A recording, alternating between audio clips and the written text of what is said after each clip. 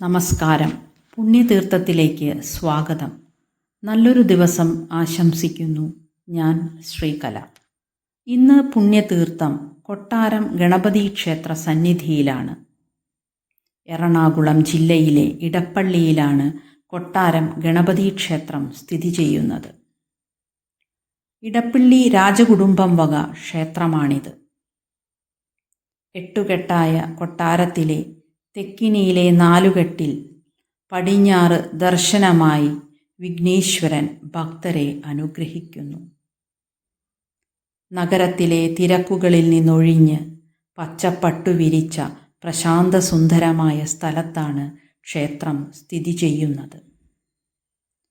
പല രൂപത്തിലും ഭാവത്തിലുമുള്ള ഗണപതി വിഗ്രഹങ്ങളാണ് ഓരോ ക്ഷേത്രങ്ങളിലും ആരാധിക്കുന്നത്. ഇവിടെ 16 കൈകളോടുകൂടി പത്നി സമേതനാണ് ഭഗവാൻ. ഇരട്ടിപ്പാണ് ഇവിടത്തെ പ്രത്യേകത.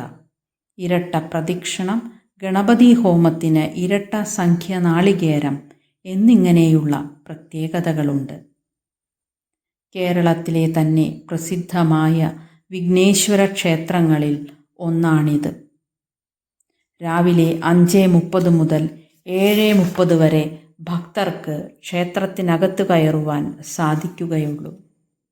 ബാക്കി സമയങ്ങളിൽ പുറത്തുനിന്ന് തൊഴുവാനും വഴിപാടുകൾ നടത്തുവാനുമുള്ള സൗകര്യം ഒരുക്കിയിട്ടുണ്ട്. പ്രധാന വഴിപാടുകൾ കൂട്ടപ്പം, അഷ്ടദ്രവ്യ ഗണപതി ഹോമം, കളഭം ചാർത്ത് തുടങ്ങിയവയാണ്. തൊട്ടടുത്തായി നാഗത്തറവാടുമുണ്ട്. ഏത് കഠിനമായ പ്രശ്നങ്ങൾക്കും പരിഹാരമാണ് വിഘ്നേശ്വരൻ. എത്ര വലിയ സാമ്പത്തിക പ്രതിസന്ധിയെയും മറികടക്കാൻ തിരുനടയിൽ വന്ന് നാളികേരമുടച്ചു പ്രാർത്ഥിച്ചാൽ സാധിക്കും.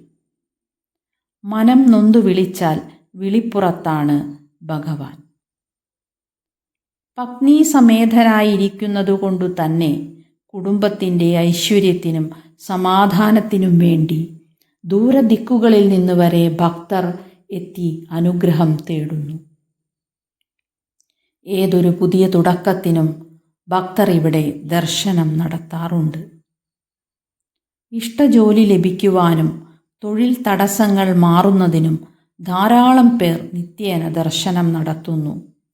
ഫലം ഉറപ്പാണെന്ന് അനുഭവസ്ഥർ സാക്ഷ്യപ്പെടുത്തുന്നു. ഇത്രയും അനുഭവസിദ്ധിയുള്ള ക്ഷേത്രം വേറെയില്ല. എല്ലാവർക്കും ഐശ്വര്യം പകർന്നുകൊണ്ട് ഇടപ്പള്ളി കൊട്ടാരം ഗണപതി ഭഗവാൻ ഇവിടെ ദേശാധിപനായി വാഴുന്നു. തീർച്ചയായും സന്ദർശിച്ചിരിക്കേണ്ട ഒരു ക്ഷേത്രം തന്നെയാണിത്. എല്ലാവർക്കും ഭഗവാന്റെ അനുഗ്രഹമുണ്ടാകട്ടെ എന്ന് പ്രാർത്ഥിച്ചുകൊണ്ട് വീണ്ടും കാണും വരെ നന്ദി, നമസ്കാരം.